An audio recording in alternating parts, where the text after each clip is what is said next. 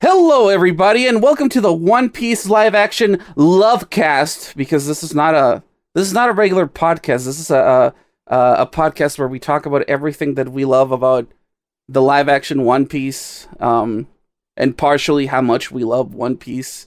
This is normally a gaming channel, as you can see. Yeah, believe it or not. Crazy. But my dear friend Tide and I have such strong feelings and emotions about One Piece that we just had to do this and get our feelings out there. Absolutely. It had to happen with us, I think. I know how much One Piece means to you. Absolutely. And obviously, like, One Piece is a huge part of my life. And I think that the two of us coming together to do this was kind of inevitable. Exactly. Yeah, I agree. My name is Ed, by the way. My pronouns are he, him. This is my dear friend Tide. Tide, take it away. Please introduce yourself. Hi, I'm Tamara. I also go by Tide, so you might hear those interchangeably. I use he and she pronouns. I'm a voice actor. I do a lot of video games, commercials, sometimes anime. You can hear me in stuff like Magic the Gathering Arena, Wargroove, Warframe, Warhammer 40k Rogue Trader, and a lot of other war games, probably eventually. Wow, look at you. I know, I'm just like listing all my positives right off the bat. Yeah. Hire me. I would also like to, before we get into too much, mention, obviously, we are aware that there is a current SAG-AFTRA and WGA strike right now for the actors and writers on the show and for many other shows. So obviously, this is not meant to, detract from their movements or anything like that. In any case, we absolutely support that current strike. So please keep that in mind when we're talking about this. Yeah. So with I guess without further ado, let's get. Oh wait, really quick. I'm sorry. You can also find our social media links in the video description. I gotta get that off really quick. Okay. Yeah, like and subscribe. Like and subscribe and freaking follow us on Twitter or whatever. Hit the bell. Yeah. Okay. So now let's get started for realsies. Yeah. And that first episode started off. I think it was really good. The way that they introduced live action Roger. I was pretty impressed. I at first, when I saw him in like the trailer leading up to this, I was a little bit like, I don't know if that's my Roger. But I guess I'm easily swayed because like I saw him in the actual final product, and I was like, no, that's fine. He's great. Yeah. He was almost 1-to-1, honestly, compared to like how he looks in the manga / anime. Yeah, and obviously, like, the instant that we get him, they have that wonderful effect that they follow through with the whole series with the bounty posters. I love that so much. I love how the bounty posters, like, kind of, like, break the fourth wall. Yes, and then get to, like, interact with it most of the time. Gold Roger's a little chained up, so... So, like, the wind hits him in the face with it, and then, like, it blows it away. I love that they hid the bounty as well. I thought that was a really cool touch. They were so slick with that. And then we have like the whole, you're being sentenced to death by our one and only Scottish Garp. Yes, I honestly didn't expect Garp to be Scottish, but I kind of love it. And I wasn't saying that in as a quick aside. I wasn't saying that in a derogatory way. That's just the way that I do my inflictions, dear viewer / listener. Absolutely. Yeah, no, I love the amount, just in general, I love the amount of accents present. That's all over the place. That's not something you really get a sense for in a lot of, especially with animes, because a lot of the time it is very US based in the dubs. Yeah. And most of the people watching like original Japanese audio, like that are, not from Japan. Exactly. They probably don't speak Japanese, and it's hard to pick up on the dialects. Yeah, and in a way, it kind of does. Like, I never really thought about it up until after I watched the whole live action series, season 1, whatever. It does kind of make a lot of sense that there's like so many accents all over the place. Because like the islands all over the world are just like also all over the place in terms of like culture and even like their own climate. Yeah, I mean, some of them are so isolated that it only makes sense for them to be more linguistically diverse than we ever actually see. Like, they never hint that they have other languages, really, except for, you know, like one or two things to like ancient civilizations or whatever. But like, it's kind of cool seeing it with actual people from our world. Yeah. Yeah, I mean, like, there's so many little touches. Like, I think that's one of the things that stands out to me just as an initial, on my initial watch, was just all of the tiny, littlest details are just thought out and planned and executed so perfectly that it just really took me aback. I mean, like, they pan over the crowd and we could see like all of the people. Oh, hey, there's Shanks, there's Mihawk. When I saw young Mihawk, I lost my fucking mind. I was like, holy shit, there he is! Like, that cannot be anyone else. That is Mihawk. Yeah. The one that lost me, I will say, because I watched the episode like a few times and like with friends and then like by myself like a couple times. There was like this one blonde kid that kind of like stood out in the crowd, and I could not make out who he was. I thought it was maybe Smoker, but I'm not sure because I don't. The one at the end, right, when they're all running away. Yeah. That's definitely Smoker because he's wearing the same jacket. Oh, I didn't notice that. Yeah, because I just refreshed my memory. So I read the entire Ispu saga on the manga before the episodes dropped. So I wanted to get that there. Yeah, because the show was so good at keeping up with the little details of the characters. So so when I was like, okay, is that young Smoker? But he's blonde. I expect Smoker to have like white hair because they did like the hair colors for everyone else. So I was thinking maybe that was it. But hey, he can be blonde.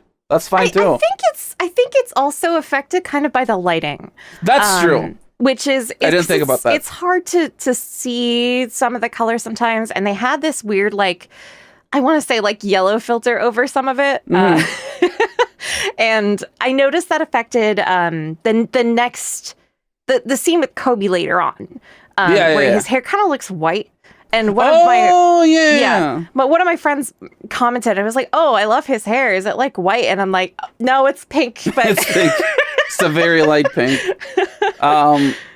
But unfortunately during the whole like introductory scene, Roger didn't say, if you want my treasure, you can go look for it. I left it all in one piece. So I'm sorry, that's going to be a 0 out of 10 on the first episode from me. Well, I guess that's the end of the LOVEcast. Goodbye. Yeah. And that's the hate cast. Let the hate flow. Let the hate cast begin. Yeah. I think it does line by line match the original manga. Yeah, they were going after the manga. Yes. So, like, obviously it doesn't follow, like, 100% what they say in the anime, or even some translations add the line. But I believe it is accurate. And I kind of do like that they let the narrator take over that part. So it's kind of more like this story has been told so many times that maybe it was added somewhere along the way. We don't even know. Exactly. And since you were mentioning like the little details earlier, like when Garp has Roger up on the scaffold, and he's like talking to him before like he executes him. It's like two exes meeting back up like at a party and trying not to make it awkward. Trying to make like a little small talk. Just because you got the kids, right? We have to pretend like we're civil for like 2 minutes before I kill you. And then fucking Roger making like his little quip, and Garp being like, okay, whatever. like he makes a joke about like his handcuffs, like, they're itchy, can you take them off? No, we got a comedian. Straight out of the manga. That was beautiful. I do like the addition of Garp there. I'm curious about your thoughts on like just Garp's inclusion as a whole, I guess, before we get too far into it, like, yeah, I feel like from a narrative perspective, it makes a lot of sense because like the first season focuses a lot on Luffy as a character and like developing into a pirate. So like the whole perspective on him like wanting to be king of the pirates while his grandfather is literally a Marine vice admiral, and then everybody just being like, he's a what? Adds more depth to his character. Like in the manga, we find out way later. So it was a pretty brave. How should I put this? I guess directive. Some the words escape direction. Me, but the direction, yeah, like that. This narrative direction that they're taking with the live action adaptation, and I honestly enjoyed it because I mean, I knew it wasn't gonna be 1-for-1, and I know that they can only do so much with only 8 episodes. Yeah. I had heard somewhere, and I don't have a source on this right now, I had heard somewhere that they originally planned for 10 episodes. Oh, I wish it had been 10 episodes. Yeah, I know, I wish. It's like, I want the extended cut, please. The Snyder Cut. The Snyder Cut of One Piece. Devoid of all colors. Everyone's just mean to each other for no reason. But no, yeah, they played that whole dynamic pretty well, and then also Kobe's growth. Yeah, because at the beginning we might be getting a little bit ahead of ourselves here. But at the beginning, after the whole Rogers execution and Luffy's introduction, out in the ocean by himself on like a tiny little boat with like a veil made out of blankets. I love that. I love was his so good. Creativity and like Luffy's not really the type to too much talk to himself, so having like a bird to talk to there, I thought was the little newspaper delivery bird. It was so cute. I loved how that animal looked. Absolutely, like if Chopper's like that, sign me up. Oh my god. And then like. I was interested to see that they went more the route of the anime rather than the manga version of Alvida's ship. Yeah. So like instead of like showing up at her base like he does in the manga, it's hey, we're gonna have the pirates raid this other ship. I kind of like seeing the pirates in action doing actual pirate things. So I'm not mad about that at all. I think it was great. And we really get to see like a vicious pirate. Yeah. I was really surprised that they let Alvida smash that guy's head in. Yeah, they didn't like show the gore or anything, but they definitely showed the blood. Yeah, but I think the blood puddle had like chunks in it. I was like, oh my god, yeah, I saw that. Oh my god, that was crazy. And I really like how dedicated the series is to the sets. Yes. Oh my god. Every single boat that they had to build, you could just sense like the care and love that went into all of them. The whole naval battle. A quick. I guess. I almost said backstory. A little bit of background information on me. I was raised in Las Vegas, and there's this one casino called Treasure Island. And I don't think that they do it anymore, but they used to have a pirate show right in front of the casino. There was like a huge pool with pirate ships and stuff like that. And I think like a few times a day they would have this show where pirates were being chased and raided by like the British officers or something like that. And then they have like a huge like fireworks show, like shooting cannons and stuff like that, and in the end, like the British officer ship sinks, and like the captain like takes off his hat and like slowly like sinks with the ship. and like the pirates are in it. It's like, yeah, yay. And like at some point they just like stopped doing that, I guess because it got too expensive, like, you know, setting off so many fireworks a day, and like the lights and all that stuff. But a few years ago, they actually had like a One Piece collaboration, and they had like they had people dressed up as like Luffy's crew, like they were like just like hanging out on the ships and like and dancing and stuff. That's so cool. And I was so mad that I missed it because it happened while I was out of town. No, my God. It was at a time where I like rarely ever left town, and oh my God, I had to go to like a medical appointment with and my partner like helped drive me there. Ah, yeah. And when I came back, I was like, if I had known that this shit was going on, I probably would have like cancel the medical appointment. Cancel that shit. Definitely necessary. If I see that live, then I can die happy. But anyway, back to the show. It's just so cool to see like all of that like actually happening. Yeah. I've always been a sucker for pirate media. Same. Like I grew up with the Pirates of the Caribbean movies. Obviously, I was a huge fan of them. I guess I just carried the love of pirates throughout my life. And just like Luffy. Yeah, exactly. Just like Luffy. Yeah. So seeing it come to life like that, I love all the tiny little touches, like all the cannonballs that have hearts painted on them. Yeah. Like what? They explode into glitter? Like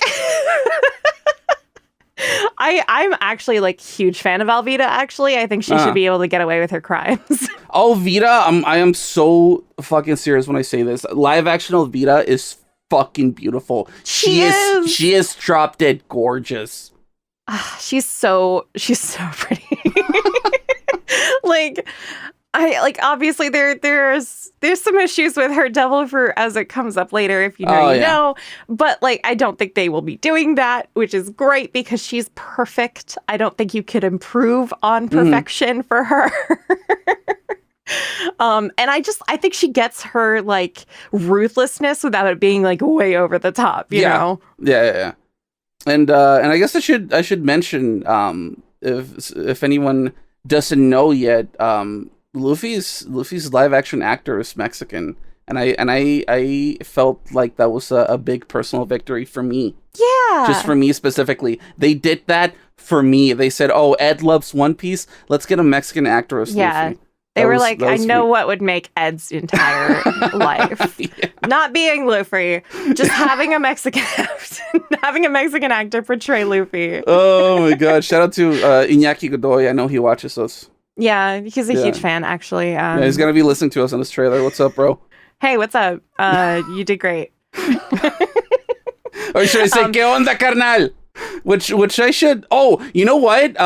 A tiny little thing that I noticed is that, you know, like when Luffy is avoiding attacks, like or something that like startles him happens. Oh yeah, he makes this little. I guess I was trying about to say that. Yeah, which is a very okay. It's a universal Latino thing, but. But oh my God, when I saw that, when I heard it, I was like, no fucking way. They let him do that. That is like such like an intrinsic thing. It's like part of like most Latinos' DNA. I'm just gonna be real with you. Just like the whole like something like startles you or something falls and like you barely catch it. You're like, hey!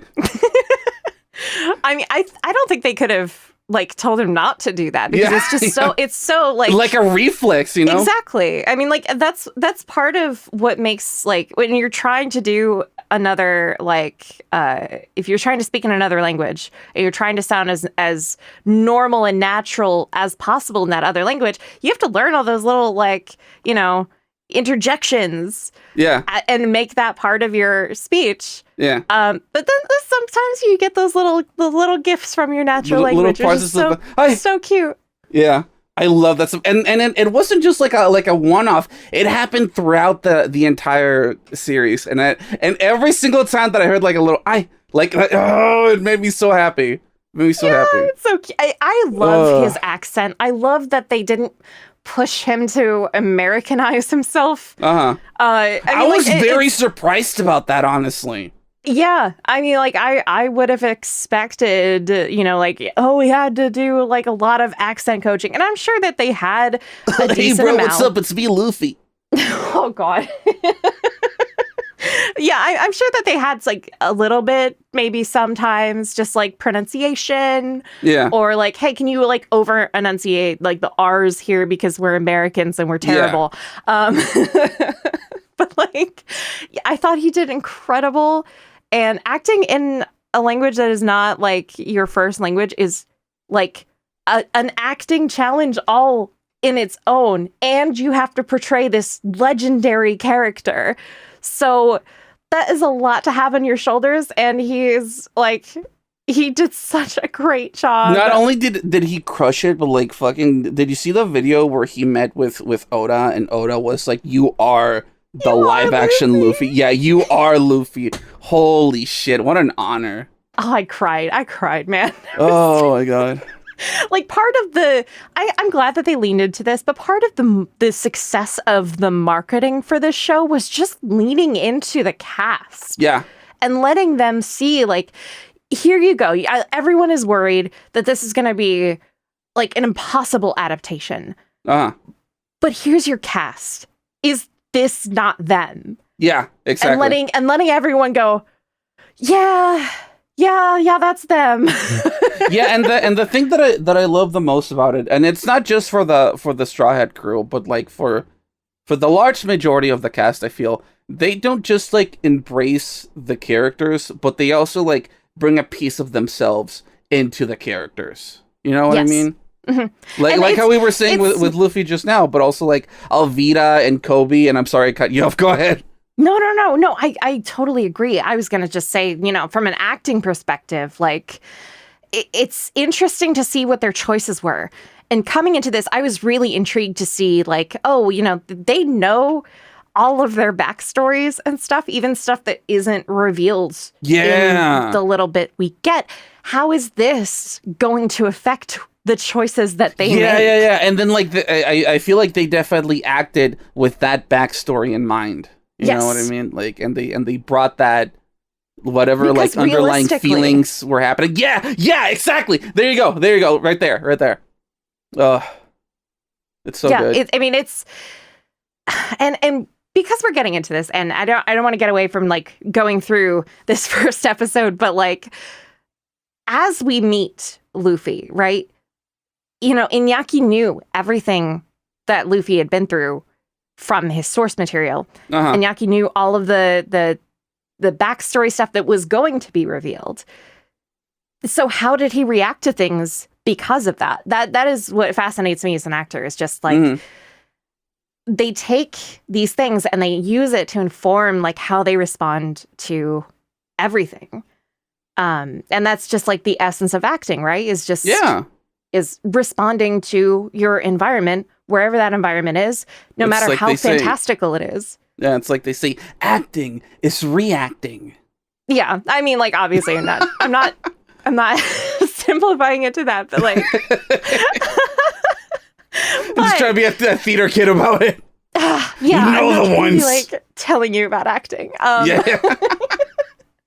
But I just thought it was interesting to see, like, exactly what parts that they reached out to. And I know Iñaki has said in interviews that, like, when he was filming, he had, like, a little journal that he filled out. And he had pictures of Luffy from the manga, pictures of Luffy from the anime, just printed out and put into this little journal. And he also had pictures of him as a kid.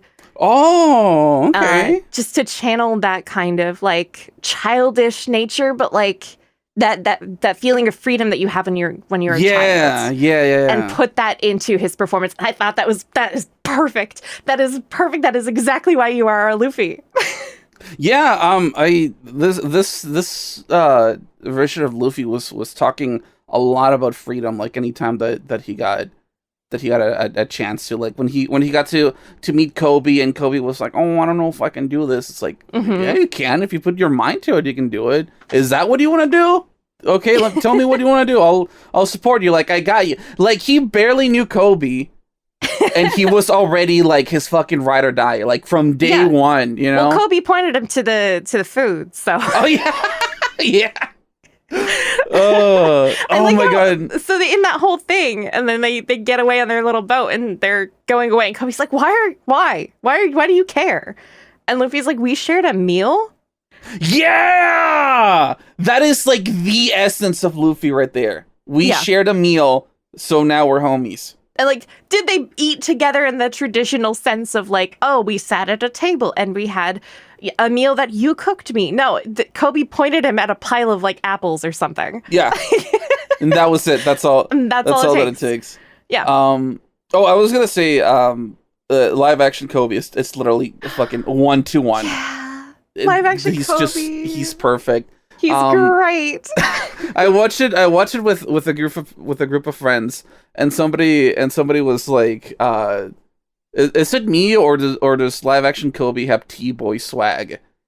and everyone was like, nah, yeah, I guess he kind of does. And then like 5 minutes later, somebody came back and was like, hey, so I looked it up.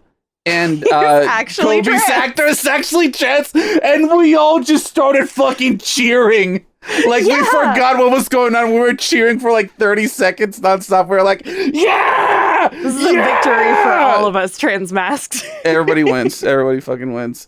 It was a win for me. Yeah. When they were escaping Alvida's ship, it was such a I guess, well, at least in my opinion, such a good display of like the dynamics of their character, because Luffy was just gonna get up and walk through everything while, you know, like in the middle of the night, just to try to find like a little lifeboat to get the hell out of there. But Kobe was like, no, Luffy, no, you can't do that. Here, I'll show you. But he's worried, and he's very nervous. And he can barely stand up for himself, and yet he wants to help this guy that he just met, just because, like he said, no, whatever you want to do, you can do it. Just believe in yourself. I believe in you. Yeah, and like he takes that initiative, even though he's terrified of Velveeta. Yeah, and he's trying to point him in the right direction. He's like, okay, go north.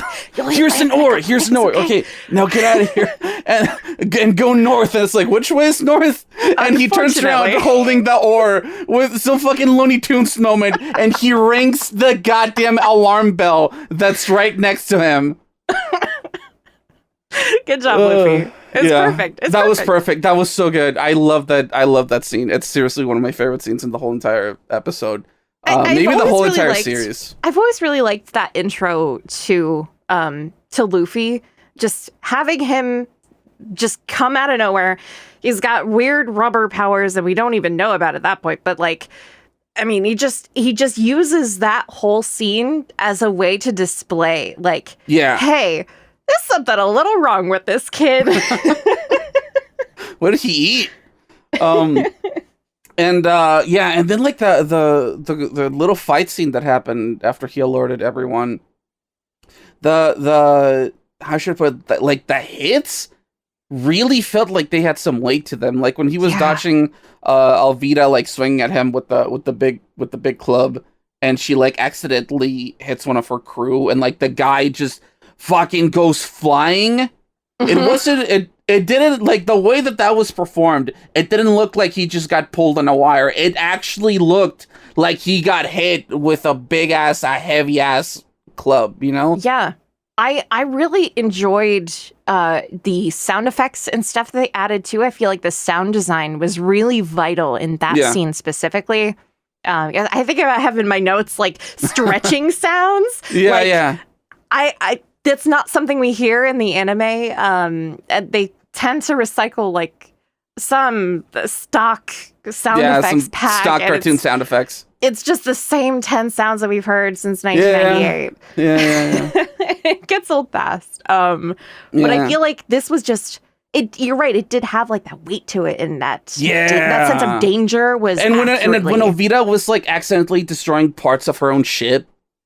Yeah, like you could really the feel destruction, her anger and and the pieces of the ship just like flying all over the place, and like when the ship gets accidentally set on fire, that's like real fire. Like it's not CGI. Well, at least for the most part. It seems like they went with as many practical effects as they could, and that is I just love that so much. impressive. I love that so much because it's not like the Marvel movies where they just stand in front of a green screen like the entire time. Like they had sets, they had props, they had practical effects, and it all comes together so well. You could really sense the care that went into every specific detail that they put in. Oh man. And the camera work was also just incredible. I guess that they had one person like in their camera crew at all times who was focused on just the action. So like in every scene that there was an action scene happening, it wasn't like all of them. There was one guy who focused in on everything, and then the rest of the crew like got all of the I guess the wider shots.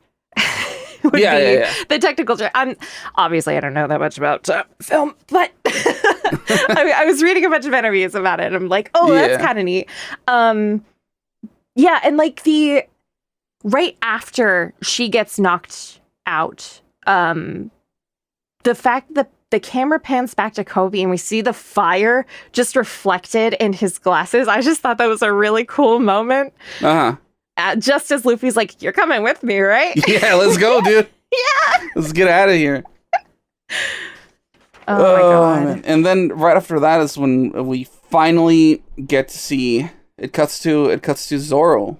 And and this is something that I really, really appreciated, because for those of you who might not know, dear listener, this scene right here, Zoro's introductory scene in the live action, is some deep lore shit that was only mentioned in like an Oda Q&A. Yep. In like one SBS question and answer thing. Yeah. They were like, "Oh, well, he said he got recruited or whatever." That's the scene. And this is unique to this media. Which I thought it was such a cool touch. Yeah, freaking Baroque Works tried to recruit Zoro. And they showed him, and they even showed the guy that like they sent after him, Mr. 7, rest in peace. Yeah, rip. I guess he's Mr. 3.5 now. That's a it was when I was watching it for with some friends, I was like, "You guys are not gonna like recognize this," and there's like, "What are you talking about?" And then like the guy shows up. It's like, who is this guy? Is this like some filler shit? I was like, "No, keep watching." No. And he's like, and it's like, "Mr. Roronoa Zoro, we would like you. I would like to request that you join our organization." It's like, "What? Who are you?" And then like he pulls out the card. It's like, "We're known as Baroque Works," or something like that. And one of my friends was like, "What? Yeah! They're already dropping this? They're already name dropping this?" And I was like, yeah, we're getting the deep lore, baby. And that's and like at the time, my one friend was still like iffy on the live actions. He was like up to the like the Elvita part. He was like, "All right, this is pretty good, but I still want to see where it goes before I make my decision." And when Mr. 7 pulled out the fucking Baroque Works business card, he was like, "Oh, I'm in. This is it, baby. This is it."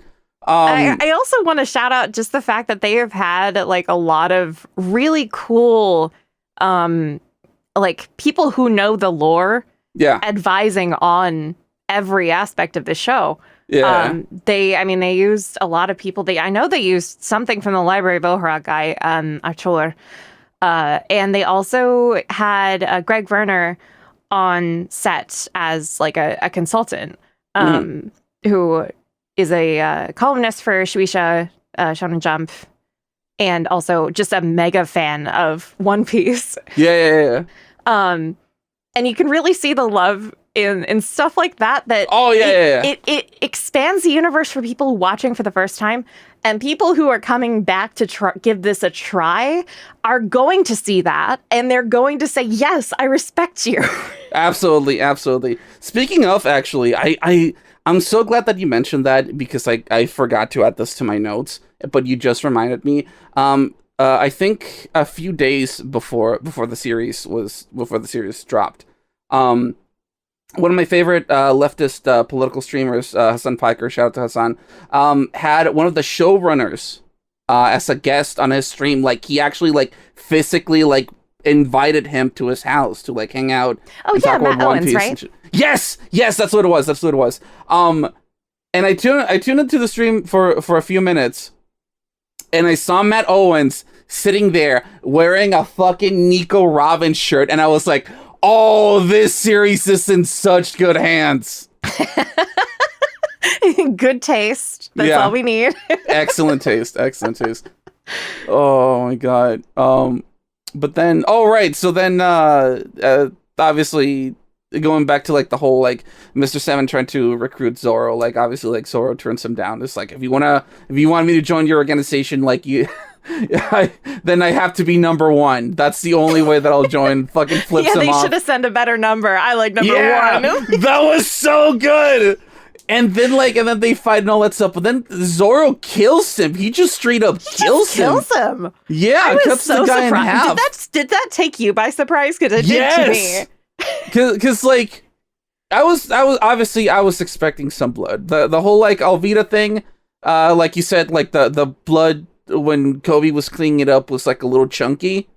I was like, oh, okay, wow. But I didn't think it was gonna go a step above that. I didn't think I was actually gonna see a guy getting cut in half. Yeah. But it happened. And I was like, what? But yeah, so it's a little in some aspects, yeah, it's a little more edgy than the manga and anime. I think it's a little more realistic because of what we know. That was gonna be my next thing, but it's more realistic. Yeah, and it works. I don't think you could show that in, like, Shonen Jump necessarily with, like, a main character doing that level of violence. Not in my Christian Minecraft server, no. Yeah, no. Like, maybe an antagonist, doing something like that. But, like, they tend to shy away from that. Yeah. And I was pretty shocked, but also, like, I was like, all right, okay, now I know where we're starting from. Yeah, where we're at. So that just sets the tone for, like, okay, this is what Zoro is like coming into this. So yeah, that's cool. Yeah. I thought it was a cool inclusion. Like, it was a little edgy, but, like, also that's Zoro. Yeah. I just, like, the whole time I was just mainly, like, just excited that we got a Baroque Works name drop in episode 1, because that made me so excited, because, like, I don't even know if it's what the official pronunciation is anymore, if it's Alabasta or Arabasta, because, like, everything, like, jumps back and forth on that, like, either, like, the manga or the anime, but, like, that is one of my favorite arcs, like, ever. It's a good arc of One Piece. So, like, as soon as like Mr. Seven said, "Oh, Baroque Works," I was like, "Oh my god, please get a season 2! Please get us to Alabasta, please." Oh. I just thought that was so cool. That's so cool. Thank you for that. Zoro's entire introduction was, oh my god, it was so good. And then, like, after that, that's when they get to Shellstown, right? We go back to the boat, and then there's a little bit of flashback again to Luffy, baby Luffy. Oh yeah, baby Luffy. We missed talking about that before, but he stabs himself in the cheek there. As Kobe and Luffy were talking, and then to try and impress Shanks. So look, we go Shanks, back look to what that. I can do. I'm gonna hurt myself. Yeah, it's a great idea. Take me on your ship. I'll hurt myself as much as it takes. Honestly, kids are just like that. I kind of get it. Yeah. That's why you never let them have sharp objects. It's like, okay, put down the pattern craft scissors there. So Shank tells him no, and Luffy is, like, brooding, so he goes, like, inside like a room where he finds, like, a box that one of Shanks's guys put there. By the way, I forgot to mention this. Shanks's crew in the live action is so good. Everyone looks so good. It's so especially cool. Yasop. Yasop is my favorite. Why is Yasop kind of like hear me out? He's kind of yeah. Mm-hmm. Yeah. But, like, I mean, like, yeah, and in the source material, you could say that about any of the Shanks crew, really. But Yeah, I like the little touches that they also add when they're unloading the boat scene at the first part. You can see the marine crates everywhere on the ship. And then when Luffy finds this little box that Shanks says, it's worth more than everything else. Yeah, it has a fucking marine crest on it. Uh-huh. I just thought that was really cool. Yeah. I mean, like, obviously, if you're cut up with the manga, you know. I don't want to go too into detail, but it's very clear that they stole from the Marines, and it's kind of neat. Yeah, I love that. It's like you said, it's all the little details, you know. Yeah. But yeah, and then out of his, throwing a little temper tantrum, he opens that box and eats the fruit that was inside. Which, did you notice it looked kind of like it was made out of Play-Doh? Yeah, it kind of did look like that. I think they probably made several different stage props, and he just kind of pretended to eat them. I know it was probably like the type. It's like a type of like cake dough that looks like, dough. Yeah. Play-Doh. It's like a type of dough that looks like it. So that's probably what it was. Just like dyed to look. That makes sense. Way. Yeah, no wonder it was so gross. but just like my immediate thought was like, oh, this looks like Play-Doh. It does look like Play-Doh. Yeah. But yeah, and like he ate the entire thing like bite by bite, because in the manga and anime, didn't he just like eat it all like in one bite, like the whole entire thing? I think he just has a bite. Oh, okay. I think he doesn't eat the whole thing, but I felt like it's more like Luffy if he does eat the whole thing. Yeah, exactly. So that was pretty good, and that's when Shanks gets to find out. Wait, Luffy, you ate my fruit. Why'd you do that, Luffy? Also, I thought they were gonna cut Makino. Or I'm sorry, Makino. Makino. They keep saying Makino, and I'm like, I don't know. Yeah, but hey, we take what we can get. Yeah. I also really liked that that shot right after his hand snaps back and he falls down the stairs and he gets up and you can kind of see like he's like scared and confused. Yeah, and then like you can kind of see the sunset coming through in the back. It was just so cool. That was such a cool shot. Little baby Luffy getting his powers for the first time. It's like, what have you done? Yeah, Luffy, what have you done? And then like the just really quick, the Mountain Bandit leader was another perfect 1-to-1. Yeah. Just perfect. Absolutely perfect. No notes. Great job. When he shows up in the flashback. I also really liked his accent. Oh, yeah. That was God, so good. And then, so that's after that little flashback. That's when they're in Shellstown, right? Like, finally. Yeah. I think right before then they go back to the boat and then they're like, oh, I want to be a Marine. And Luffy's like, you should be a Marine. And then we have the ship burning in the background. Oh, yeah. I'm stealthy. And then I'm stealthy and the ship explodes right behind him. Oh, we go to Nami after that. That's right. Oh, that's right. I was literally another looking at my notes and I missed scene that is just ripped right out of the source material that I just... like down to the designs of the guys. Yeah. Absolutely perfect. I have no notes. She's perfect. Emily does a fantastic job as Nami. And that just keeps up through the whole thing. Yeah. Nami's introduction was also just absolutely perfect. No notes, like you said. I really love the cameos in Shellstown when they look at the wanted posters. Yes. There's so much there that's like, oh my God, yeah, they are not like even optimistically, they are not getting to Dressrosa, right? But there he is. There's Cavendish. Like that was so crazy because like, why are they showing this guy that like we don't even get to see until after the fucking time skip? Yeah, but there he is. There he is. He's being plastered over, like overshadowed. That was so good. The funniest part is like at that point he's like the most expensive, like bounty wise, out of everyone, and yet you can barely even see him. Yeah, that's great. But all the other jobbers are right there front of center. Oh, yeah, and also like we get Bellamy and Foxy, I think. Oh yeah, just really great little nods to the future. Again, I don't know how far this series will go, but you probably won't see them again. They're probably just, like people they had, hey, let's make some wanted posters. Yeah, they just let them have some fun. I thought that was really cool. And then obviously Luffy's just like, we need food. So obviously we go to the bar, and I love what they did with the bar scene. Yeah, the whole the whole introduction with Zoro, showing him being like all badass and edgy, and then when we see him again, he's like, that whole like stereotypical badass, but like with a heart of gold. Like he doesn't want to, like, if someone is down to fight, then yeah, he'll just like kill them on the spot, whatever. But like if a kid is trying to be nice to him, then he's gonna be nice to the kid. Yeah. And it shows like a lot about his character and who he is. And I thought that was like perfectly portrayed. Yeah, he's very respectful when he is trying to not get what he wants, but like cooperate with people. Like he didn't want to make a mess in the bar, so he didn't use his swords at all. Yeah, he just beat everybody up with things that were around him. Like the tankard into the one guy's stomach. Beautiful. Yeah.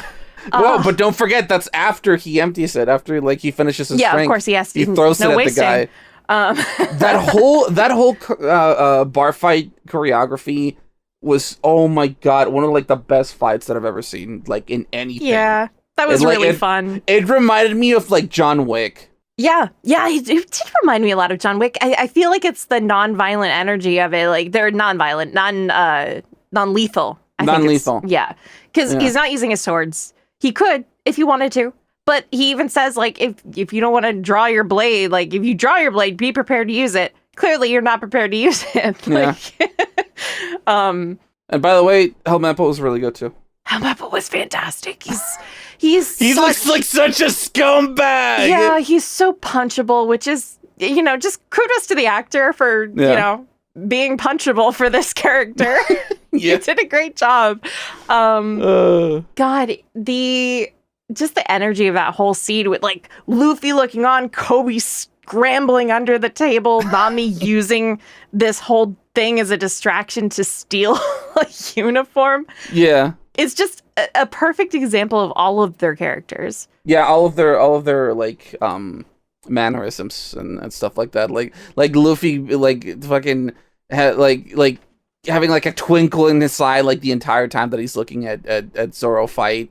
Yeah, Luffy was me watching that fight. Just like I want him. Like, for your crew, right? For your crew, right? Me and my boyfriend saw you across the bar, and we really like your vibes. Yes.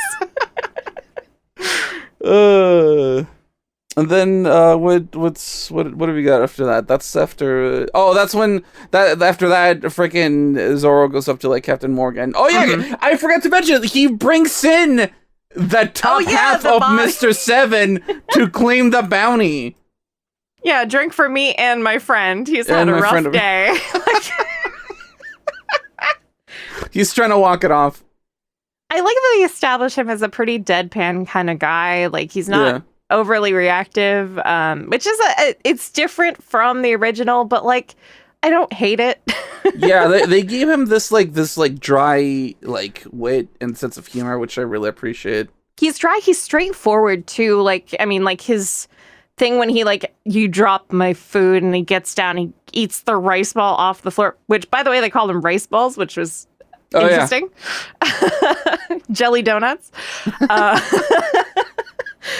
And it's chocolate, not sugar, which I think is more visually like more of a visual cue than anything, which is fine. Yeah. But like, yeah, he eats that and he's like, it's delicious. Like completely flat. trying to be nice to the kid and everything. I love it. I thought that was just a really cool way of showing like, yeah, he's a good guy, but also he will tell you, yes, this is delicious, like right off the floor. Yeah. But yeah, he goes to Captain Morgan with his dead body and trying to get his bounty, and Captain Morgan's like, man, it would really suck if you had to be tied up. You should kind of like join the Marines or something. And see, I wanted to ask Captain Morgan, why do you, as a man, want to see another man tied up? Yeah, riddle really. me that. Yeah. What's up with that? Maybe with those zebra pants gives us another clue there. Oh my god! But yeah, Captain Morgan, like his jaw thing. I was wondering like how they were gonna like translate that into live action. And I think that they did like a pretty good job. I don't remember like if in the anime or manga like he had like those like scars like on the side of his head, like where the hinges are for the jaw. I want to say he did, but maybe not because it is a little simplified. Yeah, because like regardless, I thought that was like a really good touch because like that's how the jaw moves when he moves like his mouth to talk. And I thought that was really cool. They even got like the design that he has like on the chin of like the metal jaw. Yeah, the Merva in German, which just means seagull. Oh, okay. So he just has a seagull with seagull under it. So I really like how they added that little detail to his metal jaw too. So I mean, again, it's awesome. Little tiny little details. Just little things. Cool. It's so cool. It's like Pikmin. It's all about the little things. Oh, and I think earlier when they were looking at the wanted posters, somebody pointed out that they had a poster in the back that said that a famous actress dies. That's a reference to Sindri! Sindri in the background. Sindri. It's just like all of these tiny little things that just I didn't even notice that. They make me go crazy. Oh my god. Holy crap. Now I'm going to have to rewatch the episode for like a fifth or sixth time. God, there's so many things. There's so many things. Yeah, but Morgan gets to tie up Zoro. Yeah, because then that leads to later on like a really good scene. But like before that, that's when Nami like sneaks her way into the base with her little like marine cosplay. She looks so cute in the uniform. The little pigtails, I love it. Such a cute outfit. the marine uniform, like in the live action, just looks really good. It looks really cool. It kind of looks dorky with the baseball cap, but you know what? I buy it. I love it. I love that. That's why I love it. Yeah. We had the boat scene right after that. Which one? Where Luffy and Kobe are laying in their little dinghy looking up at the stars. After the bar fight? And they're like, wow, I can't stop thinking about that fight. And Luffy's like, yeah, God, he was so cool. And Kobe's like, no, the Marine was going after the kid. I wasn't thinking about him. Yeah. And this is like this was like a scene that I also like really appreciated because Kobe goes back to talk about like how he wants to like be a Marine and stuff like that, and Luffy is well aware that like that Marines and pirates don't mesh, but at this point like Kobe has been established as his friend. Yeah, and that's more so important. Obviously like he wants to even if they might be at odds later on, the most, like you said, the most important thing is to like support his friend and his friend's dream. So like obviously he's going to like encourage him and hype him up because that's what Luffy is all about. He's like, that's what Luffy's all about. Yeah, he's like, he encourages people to follow their dreams. I like that there's a lot more emphasis on like, oh, what is your dream? Like he has like the same thing that he says to everyone. It's like, what do you want? Like, what do you really want? Yeah. Which is interesting. And it feels like Luffy's just one of those people that people talk to at bus stations, right? They just walk up to you and they trauma dump and then they walk away. It's like, and that's just Luffy. Yeah. But like, yeah, Kobe's kind of realization that like, hey, are they the baddies? Like, are the Marines not always? Are we the baddies? Hashtag not all Marines. That's kind of what Kobe goes through this entire season in just like a little microcosm. It just kind of casts it forward a little bit, which I think is cool. Obviously, I don't necessarily agree that like, oh, you'll be one of the good ones. Yeah. Like, okay. That's very nice of you. Very diplomatic response, Luffy. Yeah. And then we cut to the yard where Zoro is all strung up and Helmeppo's having a great time with it, with his nice white kicks that he has. Yeah. It's just like start wearing tennis shoes, right? Yeah, I'm pretty sure. It's just like white shoes. Yeah. hilariously Not does even, not like- match with his like yeah, not even purple like suit. dress shoes or anything like that. Just like a pair of like damn it, I forgot the brand of shoe. I wasn't gonna make a joke, but the joke's gone. I'm sorry. Well, Anyway, let it get away. a pair of Nikes, whatever. Fix it in post. Yeah.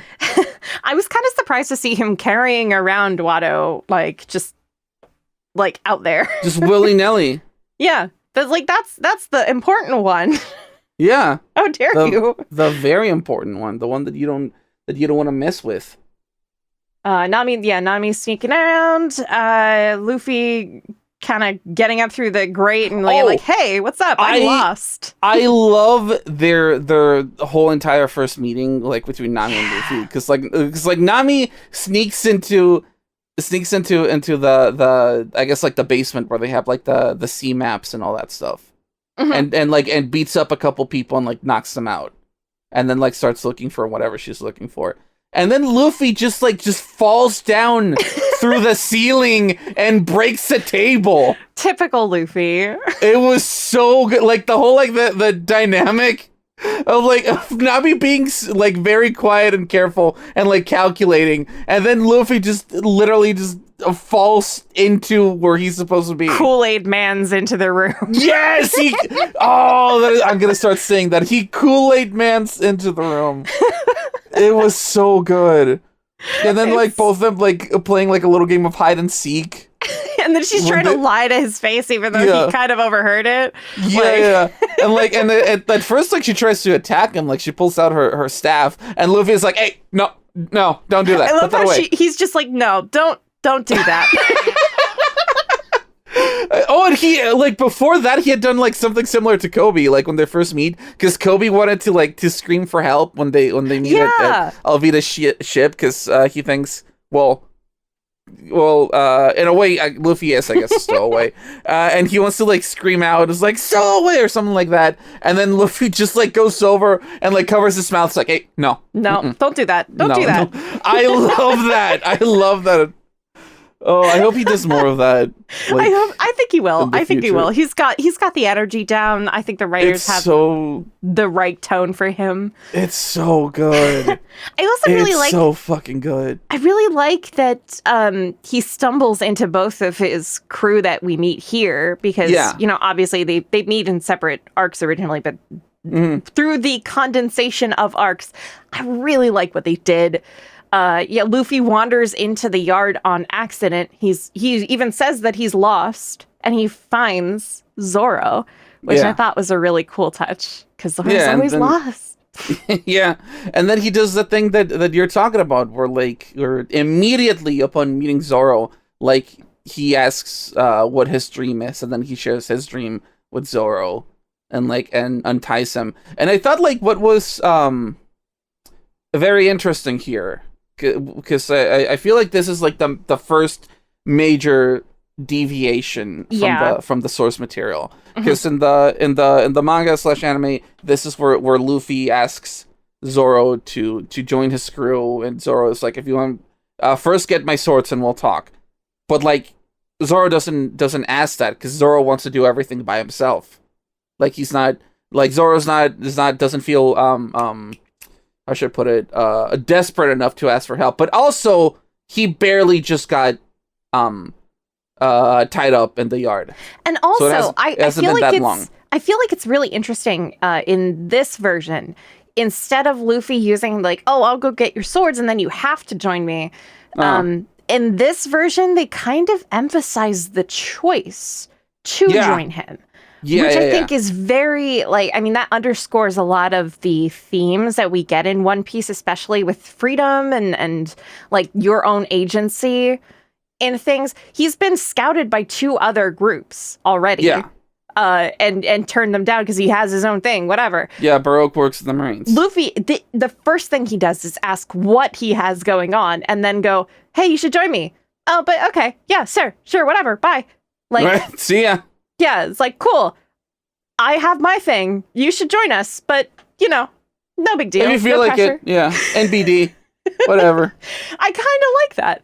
Yeah. Because it's what I was saying earlier. Like this live action Luffy, like really homes in on the concept of like everyone's own like choices and freedom. Yeah. Which, I mean, that is huge. I think that might be something that, if I was Oda and I wrote this in 1998 when I thought this would be a 5-year series, I may not have had those themes in mind. So they may not come out as clearly. Yeah.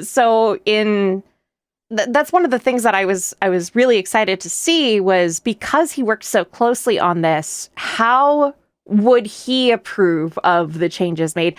Would he change anything? And if so, what? Yeah. Didn't they say that they were working very closely with Oda, like supervising how the series was going to turn out? Yeah, they sent him pretty much everything from what I understand. Okay. So, yeah, scripts, all of the changes that were made to the storyline had to be approved. I guess he had to really be talked into the whole GARP thing. I guess he showing up like as early as he did? Yeah, he was not really a fan of that, but he was convinced in the end. So, and he said, hey, it's hard working on this kind of thing because, as attached as he is to this whole thing, maybe it's, like he's too close to the source material to be like, oh yeah, this would be better. And more like, well, this is how I wrote it. And this is how you should do it. But this is, it's a different medium. Yeah, sometimes you just gotta like take a step back. Yeah, so I see it from like bigger picture. Yeah, I was really interested to see what would come from that, and I'm pretty happy with everything on the whole. Yeah. There's some changes that but like on the whole, I had fun, and that was all I wanted from this. But yeah, seeing like the deviations like that, and how that keeps like this thread going, this narrative thread of like Luffy wants everyone to be free. Luffy also wants people to sail with. How are we gonna like balance that? Yeah. But yeah, I think from there. Oh yes, this was the other surprise for me in this show, especially in this episode. Episode 1, we just get a bare butt. Yeah.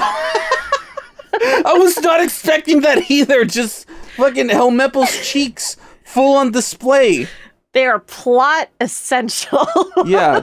Helmeppel, why are you as a man running around butt naked playing with another man's sword? Oh.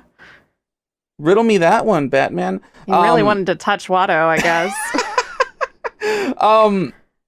Oh, there was also like at the beginning of that scene, right before like they show his bare cheeks. There's like a little cameo. Was that Hina, like Vice Admiral Hina, who was like in the portrait that he was looking at? Oh no, I thought that was him with just sunglasses painted on.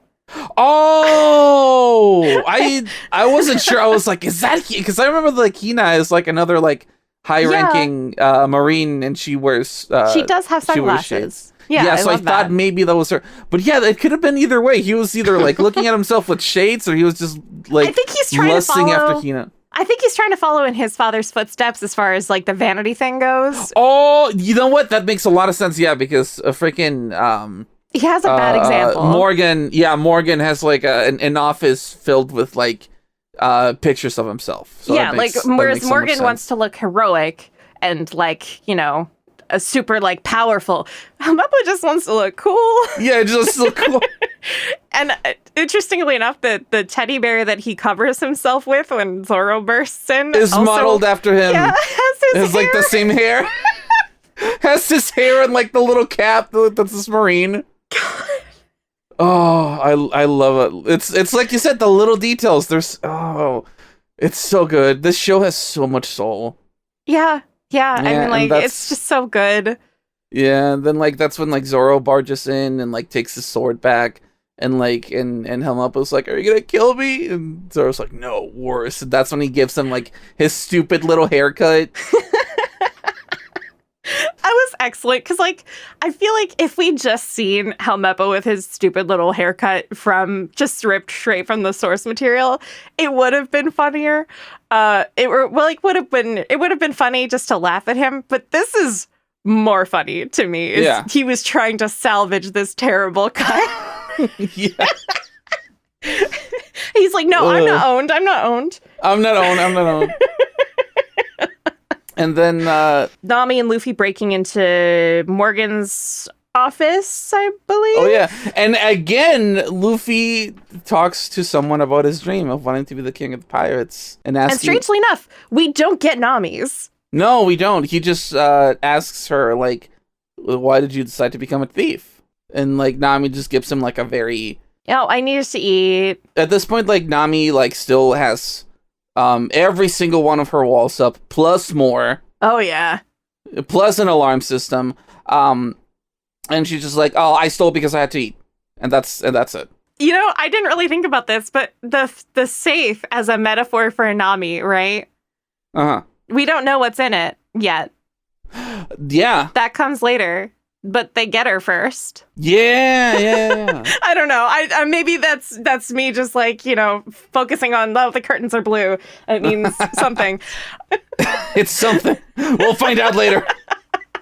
But I really like that scene, and like I did also notice that Morgan's like paintings of himself have a lot of like, you know, him like pointing to the sky, and I'm like, is that a reference to Zoro's posing later?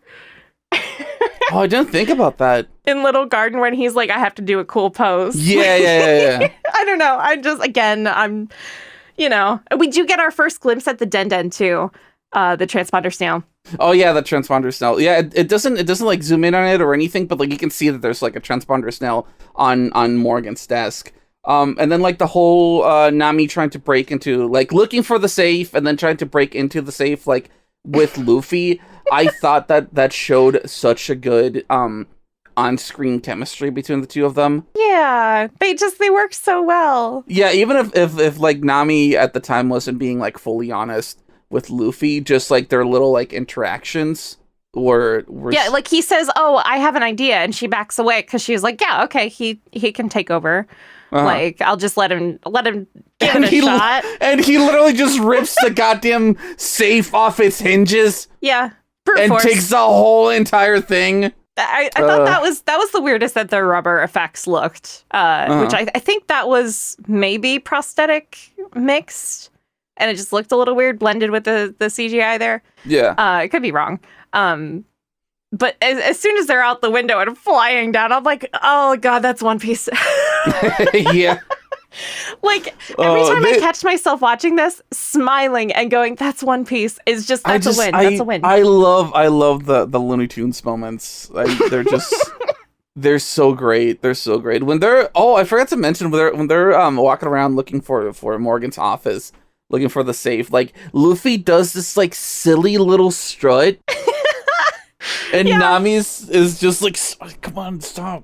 We can't call attention to ourselves. He goes into the first door he sees. Yeah, without hesitating, he just like opens it, and that's it. But yeah, after they take the safe by force and like literally fall back into the courtyard. We get another really good fight scene. Like they're just fighting like a bunch of like regular Marines. But like the way that like the camera goes between like Nami and Luffy, it's so good because like I said before, like Nami like thinks about what she's gonna do and she calculates her every move and all that stuff, and very aware of like what she's doing. She's very precise. Yeah. She hits them in the vital organ. She hits, you know, like their ankles, sweep them around. She's very like direct. Yeah. And then immediately after that, it goes to Luffy, and Luffy is just winging it. He's having so much fun. He's like laughing while he's fighting. He's moving his hat around so his hat doesn't get hit. Like... Yeah. I just thought it shows them so well. And then he punches a dude like 10 feet in the air. And then like, if I was one of the Marines and I saw that shit, I was like, oh, my homie is literally flying. You know what? I think I'm going to resign. I'm done here. This is not for me. You know? I like when they pause and they action a little bit. They like, there's Marines that are like, yeah, like in the background, just standing there. Like, should we? No. Yeah. And then, like, Morgan finally finds them, and it's like, Zoro shows up. Zoro comes, and just as he's about to leave, he's like, you know what? I do like to fight. He notices that they're about to fight Morgan, and he sees like a very clear way out. He can just walk out, like that has nothing to do with him. But recall the scene at the bar where he's just like, if someone is in need of something, if someone needs help, I can't just like stand idly by and let that happen, or like ignore it. You know, just like with that girl back at the bar, he couldn't just like ignore the girl. He was compelled. She did something kind, and he repaid it immediately. Exactly, and Luffy helped him. So he, I don't want to say that like that he felt obligated to do it. No, he chose to be kind. Exactly. He chose to be kind, and that is like the biggest thing for me. That part right there, like it, like the shot didn't even like linger that much, but I was like thinking about that for like 3 days. It's like he could have walked away at any second, but he chose to turn back and go back and help them. Mm-hmm. And then we get like a really nice shot. We see like a really nice shot of like all of them standing like side to side. And Luffy being like, it's my crew. It's like, no, we're not a crew. We're not a crew. And they're right. I'm sorry to say, this might be, I don't know, and I don't know how anyone else sees it, but at this point, I would agree. They're not a crew because no one has like pledged themselves to the cause yet. But they do happen to be they're all in the same place and at fighting the same guy. So you could even go ahead and call it a situationship. Wow, that's very bold of you. You know, very kind of a rare pair, really. I mean, they're just all in, and they happen to be in a similar situation. And it is a situation ship, I guess, in that they are all there. Yeah, and then later on they get to board the same ship, and then they all get to board the same ship. So it's a situation ship. Yeah, there you go. That's what I'm gonna call their boat until they get the marriage. Situation. Yeah, the little boat before the marriage. Yeah. Oh. No. Yeah, that whole fight. Like, I initially, when they started fighting Morgan, I was like, oh, this is really cool. They're all like kind of taking shots. But then like I noticed like, so Zoro holds up his sword to Luffy, right? And I was like, oh no, he's betraying Luffy. Like, this is a twist. But like, I was like, oh no, he's telling him to step back without actually telling him. Luffy is reading him, immediately understands. They have this innate chemistry that they display right off the bat, which is fantastic. Yeah, because another thing that, like, might be me reading too much into it, like I always am, but it's like, Luffy and Zoro might not be, the smartest of guys, but they understand one thing, and that thing is fighting. Mm-hmm. Yeah. They have this instinct for it, Yeah, they both thrive in battle like that. They both, kind of come alive when they're fighting. Like with their whole hearts. It's like Ryo from Street Fighter says, the answer lies in the heart of battle. It's just like that. I don't know who that is. Ryo from Street Fighter, you don't know who that is? I'm sorry. Okay, that's fine. I'll let it slide. Please forgive me. But I do like, it's okay, I love you. And I do like the way that like the fight with Morgan is basically like a little like JRPG boss battle. Yeah, I mean, they have to take turns, essentially. Yeah, they're taking turns, like hitting the main guy, while Nami is, like, taking care of his little spawns, like, the little runts that are, like, still, like, running around, like, the stragglers. He's got his little ads that keep spawning. Yeah, that keep, like, trying to buff him. They will give him, like, extra buffs, so you need to keep them away. Yeah, exactly. I do kind of wish that they had at least, like, a couple more shots showing that like Nami is like doing shit in the background, because I feel like a lot of people might get the idea that she was just kind of like standing off to the side. Yeah, she's just waiting there, kind of watching. Like she very much wasn't. She was getting shit done while honestly, I'm on board for this kick-ass Nami, because usually she would be hiding. Yeah. I love her. She would be hiding. Yeah. But yeah, like their teamwork and the fight choreography again. It's just like that's just like a constant thing that I'm gonna be talking about. The fight choreography. Oh yeah. Like it's also the fact it's that so good. like I mean, Iñaki obviously he had his stunt guy who did a lot of his like flips and stuff in the background, but McKenny did almost every single one of his own stunts. That's awesome. There's one shot later on in a different episode that was a stunt double, but like, yeah, he did nearly everything. Yeah. Which is incredible. Yeah. And like they, all of them really clearly put a lot of time into rehearsing every single one of these fights. It's really cool. Oh my god, yeah. I saw some of like their like behind the scenes like training. Yeah.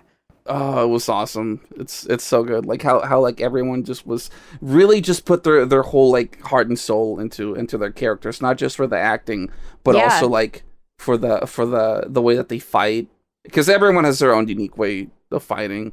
Yeah, I mean, I from what I understand, a lot of the stunt people really brought their own flavor to the characters too, because this is. They get 2 seconds to show you exactly how this character would fight or would react in this situation, and then they just run with it, and I kind of love that. Excellent stunt work. Oh my god. But then obviously, Luffy and Zoro through their teamwork dispatch frickin' what's his name? Morgan. Oh, and we get the 3-sword style. Yes, the 3-sword style. So that's where it goes. The way that he said it. A funny comment. I thought it was going to be so cringe when I heard that line initially. I am so glad like one of my biggest concerns about like right before the show came out was that like it was gonna have the little fucking like a Marvel style humor. It's like he's standing right behind you, isn't he?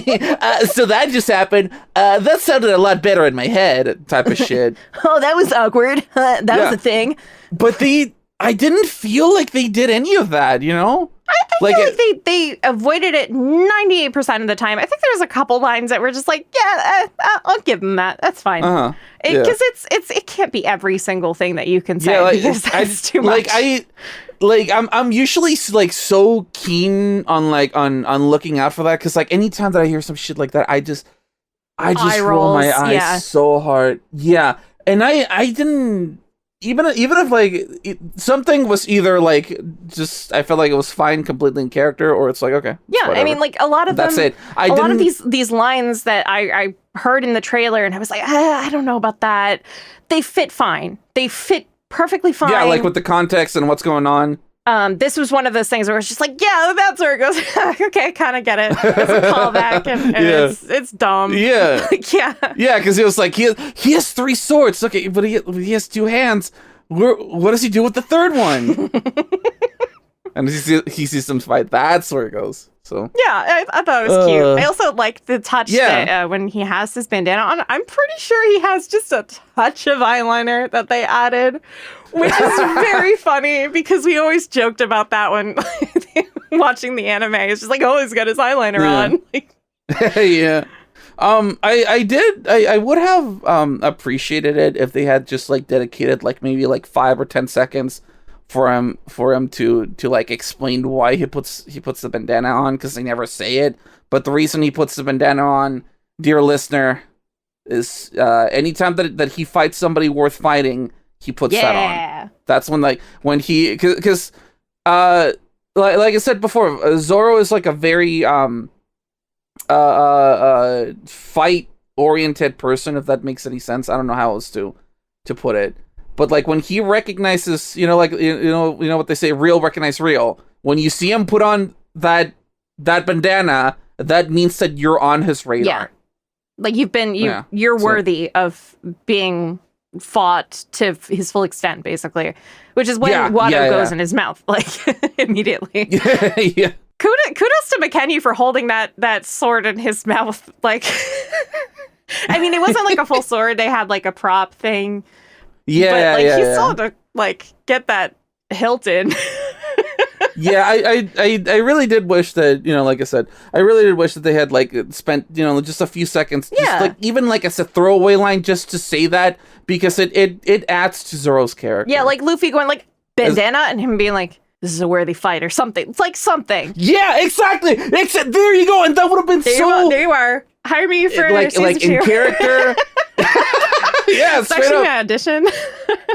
Yeah, that would have been like so in character and like organic and like, and that's it. That's all that we would have needed. But for those who have been wondering why he does why he does that, now you know. Yeah, the lore, Zoro lore.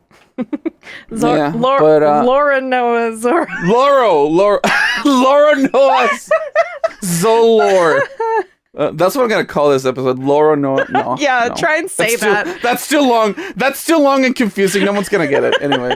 But yeah, once they're done with their little JRPG boss fight, they're like, well, we might as well take the save. We already like. Oh, we get the little finishing move comment, which is that was one of the lines I was worried about. Oh yeah, but it does explain why Zoro doesn't do it. I liked that as like a way for the watcher or viewer who isn't familiar with anime. Yeah. Like, why does he call it out? It's dumb. Yeah, because like, when Zoro's like holding onto Morgan and Luffy wants up a kick, it's like gum whip. It's like, are you serious, bro? What are you doing? You kind of just spoiled. What? Spoiler warning. Gonna hit you. What? But like, yeah, all great fighters call it their finishing moves is kind of, which is true. It makes them 20% stronger. Yeah, everyone knows this except for apparently Zoro. Yeah, it's a buff. You got to call out your finishing move. I kind of like that as like Zoro doesn't do it because he's just like too serious or whatever. Obviously, I think if we get a season 2, we're gonna see him do it. He's gonna start doing it. He's gonna start doing it. He's like on the ship with a notebook, character development, writing down like, okay, character development, 3,000 worlds. Like, Dragon Twister. Yeah, that's hot. Yeah. 306 pound or 308 pound Phoenix. Yeah. That sounds cool. Onigiri. Yeah, that one rolls off the tongue. Let's do that. Yeah, the cook has one about food. I'm gonna do one about food. Even Sanji has like calls on his moves too. I love that. I love it. I do love the little scene where like once that everything's like said, like everything's done, like the fight's over. Nami's like looking at the safe like in the ground, and it's just like I guess we might as well. If we're gonna haul this thing, we might as well get some rope. And like without saying anything, Zoro just like comes over and like lifts it over his shoulder. Up he goes. And then just like starts walking. Yeah. It's like, oh, I guess we can do that. Yeah, it's just Zoro just weirdly strong. Yeah. I like that. I like the rush back to the ship. I just like picturing them going through the town, one with a very clearly stolen safe. And no one's doing anything. Caring. I mean, what are they gonna do? They just beat up like the biggest, like the strongest guy in town. And we get a little banter with Nami and Zoro about like Nami and Zoro being like catty with each other, getting on the situationship, getting on the situationship exactly. And then Helmeppo shows up with his awful haircut that was done with a sword. Yeah. And I like that. It's like you said, like he safes it later on, but you can see like strands of hair like still like hanging. It's very clearly done, really like fast. It's very cute. Yeah. And I love the way that he shows up like with 2 guns like threatening them. It's like, you better give that back. You're under arrest by the Marines. Zoro just does not flinch. Nobody cares. He even like shoots at them, even like and hits like a post next to them, and nobody cares. I don't even remember if like Nami even looked at him. That's something I had written down in my notes. Is like not even the background people care. No one is stopping. There's like people loading ships in the background, walking. No one cares. They see Helmeppo, they're like, no one cares. Helmeppo. Yeah, that's just fucking Helmeppo, I guess. That spoiled Marine captain's son. It sucks. Okay. It's another day that it's in Y. Yeah, All right. I just thought that was a really neat way of just like cueing us in. No one cares about this kid has no influence that he thinks he has. And then of course Kobe comes out of nowhere with the punch. Yeah, the Kobe punch.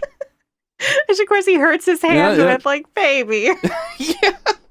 So that was like a really good way to end the episode, especially like for considering like Kobe's like character development. Yeah. Because like he starts out the episode like being so like cowardly and feeling like he can't do anything, and then like at the end he like quote unquote saves Luffy. Yeah, I mean, like he finishes that ties off that thread for them, and then like Luffy's totally ready for him to come with to maybe we'll try dropping you off at the next marine base, and Kobe's like no, I'm choosing to stay here. I'm like every choice was made for me, and now I'm making this choice, and Luffy's like freedom. I'm so proud of you, little buddy. Get him. Yeah, and then they finish, getting their situation ship ready, and then they sail off into the sunset. But wait, not before that like we get like a full shot of like an actual like transponder style, like working and doing what it's supposed to do with the. Right, something like that. Yeah, it's boo-doo-doo-doo-doo. Yeah. I think this is what they've translated it to. God, that thing, like, I hate, but also love it. I hate looking at it, but you know what? That's what they would look like. I hate looking at it. That's what they would look like. Exactly, that's what they would look like in real life, yeah. And I also love the fact that, like, that those are, like, real props. They're not CGI. Those animatronic. Are, like... Yeah! Oh my god, it's so cool. It's so good. It's so cool. Yeah. Then we get to see like Garp again, and then like his right-hand man Bogart. Yeah. It's like okay. Everyone pirates... was so happy about him. Yeah, it's like, oh, pirates. Okay, yeah, whatever. What they do? A map to the Grand Line. All right, it's getting serious. A pirate in a straw hat. I love that we get to see his reaction to finding out, like, there was a pirate in a straw hat. What? Oh. And then, like, immediately right after the phone call ends, Bogart comes in with, is it Baroque Works again? Again. Dropping that a little bit.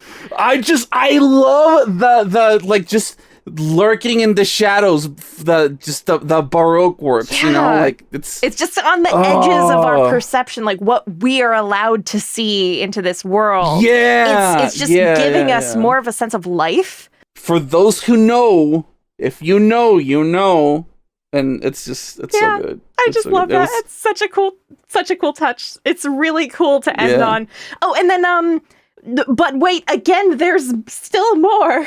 There's still more. We got to this guy in a spotlight. Oh my god, yes! Oh my god, yeah. So at the we completely forgot to mention this, but let's rewind, dear viewer, rewind back all the way to when we were talking about the bar fight. Yeah, we're back at the bar fight. Thank you for rejoining us. We're back at the bar fight. When Zoro sits down for a drink, there is somebody next to him, and it's just for like a second. The shot doesn't hang there for too long, but the guy notices who Zoro is. Yeah, he sees the swords and he's like, "Oh, you're Zoro." Yeah, I gotta get the fuck up out of here. And then he leaves, and then he's just kind of like an afterthought. But the thing is, like, this guy was dressed in like he had like a very certain look to him. He wasn't just like a regular dude. He wasn't just like a background guy. But who was this dude? And then we get to see him again with the, wait, there's more. Yeah. Right? Turns out this dude is working for someone. Very important someone. A very important someone, might I say. So this is Kabaji. Kabaji, yeah. Yeah, Kabaji. He looks, again, just another of those 1-to-1s. It was just perfect. Just ripped right out of it. It's so perfect. Absolutely perfect. And then this is when we get introduced to Buggy the motherfucking clown, the genius jester, Sir Ineal. Yep. And this is like the thing that we mentioned at the beginning, where like when someone of like a high ranking pirate I guess, is introduced, you get to see like their wanted poster. So cool. And we actually get to see like a bounty for the first time. And Buggy was like 15 million, right? Yeah, 15. I think Elvita also had one at the beginning. Oh, you're right. Yeah, she like grabs it and like crumples it up or something like that, right? No, she hits it with her mace. Oh, that's right. Buggy kind of like pushes his aside. He's like, nah, get out of here. And he does it like in a way that like fits his character so much. Just like shoves the wanted poster aside. Yeah. You know what I mean? Like he's opening a curtain kind of like in a way. Yeah, and he's in his chair and like his throne just right out of the manga panel. Yeah, he's like resting his head like on his fist. And it's so good. Like the way that like that Buggy is introduced is so it's amazing. So cool. And apparently it was really hard to shoot. Like it was hard to get like a intimidating kind of shot with the correct lighting to like make everything stand out, so he wasn't like washed out, or it wasn't too dark, because they wanted to make him look a little scary, but not like scary. Yeah.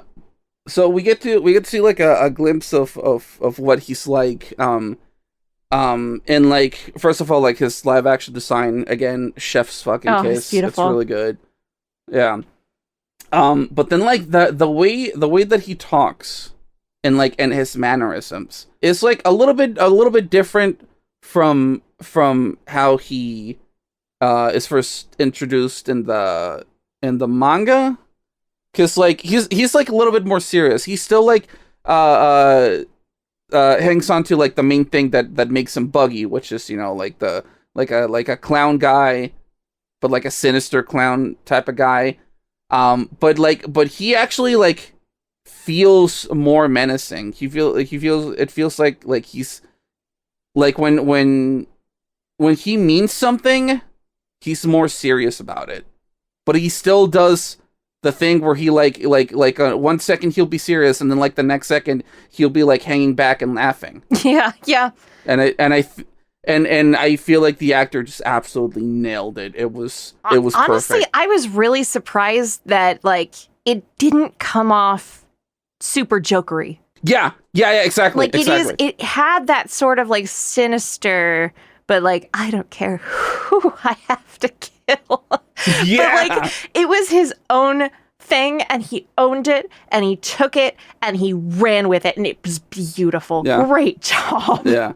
Also, as an aside, right after like the like a day after I watched that episode, because I watched like episode 1 and 2 like back to back, and then like that was like the night that the series premiered. Like a day after that, I was already seeing a fucking like TikTok like edits of Buggy.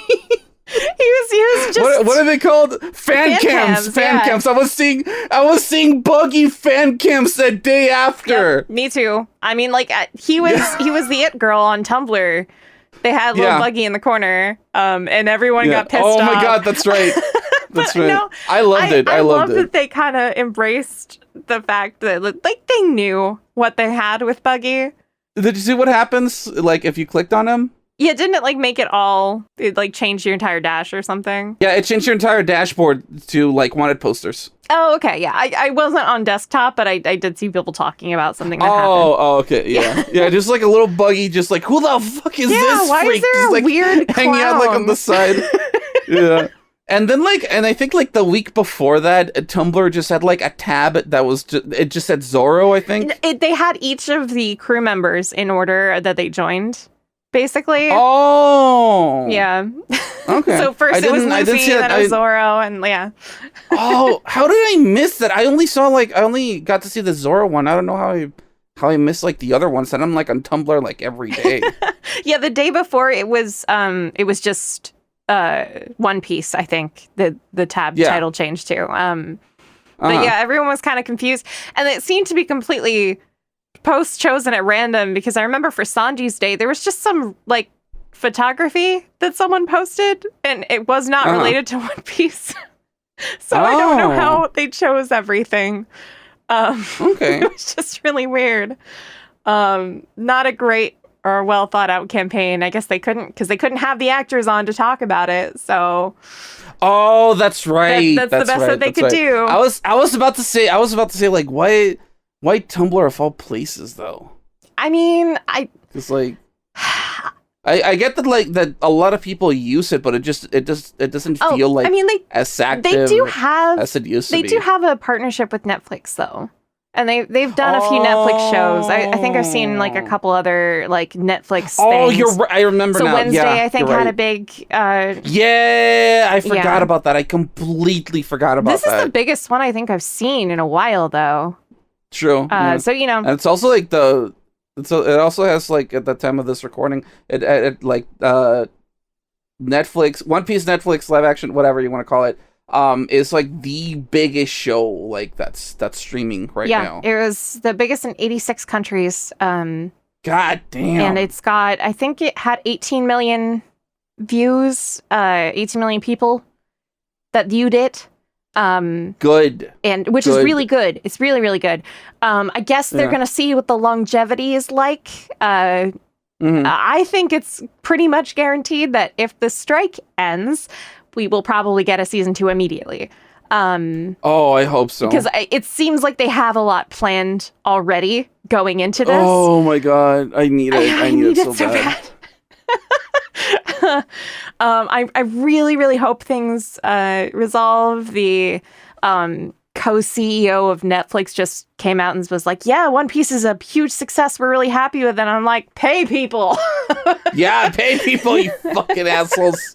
Greedy motherfuckers. But yeah, I think it's pretty safe to say it's a pretty good episode to start out on. I thought it was a really nicely encapsulated thing. It was beginner friendly. I led a bunch of watch parties. And I think... Oh, yeah, I noticed. Yeah, I think the only thing that really stood out to me was they didn't really explain his devil fruit quite yet. Which they go into a little bit more detail in the next episode, which we'll get to when we get to that. And I probably would have liked to see them just like, oh, this is what that means. But also, Kobe clearly knows what it is, so... Yeah. So it's out on that. All right. Anything else that you want to bring up, or can we move on to closing thoughts? Yeah, I think we can move on to closing thoughts. All right. Well, overall, as we've been saying this whole entire time, the episode was extremely faithful to the source material.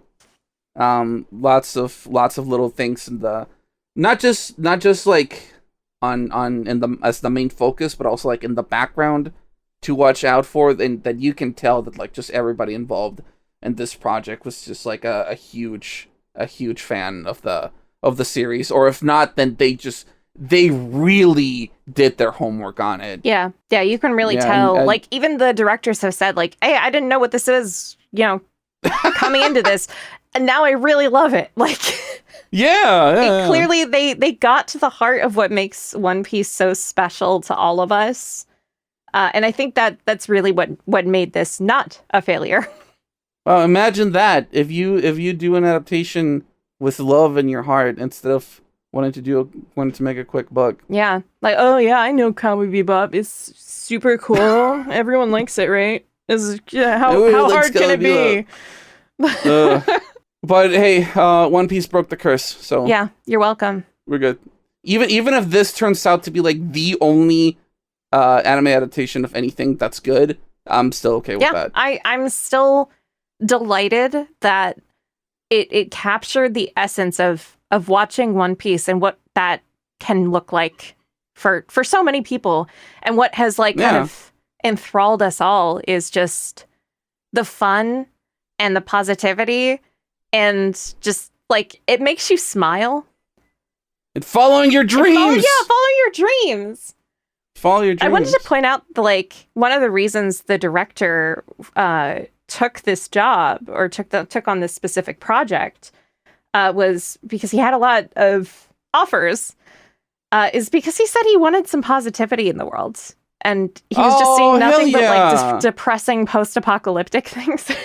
And he was like, no, No, I want something nice. I want to do something fun, something nice. Yeah, and that's just One Piece. Yeah, and I've been noticing that like a bunch of my friends are getting into it through the live action show, which is also like just I love to see it. I love to see it. It's hard to pitch because it is so long, and it is a lot. It's a huge barrier to entry, and it can be intimidating. So people see it and they go, I don't know if I want to do like 1,000 chapters and 1,000 episodes. Like, it's a lot. And then they kind of give up. This is a great way to kind of like take the on-ramp to, hey, maybe I would like this.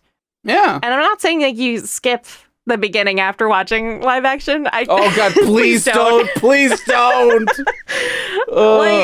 There's so much that's different that you're gonna want to like make sure you know like what is in the source material. But you know JoJo's actually longer than One Piece in terms of pages.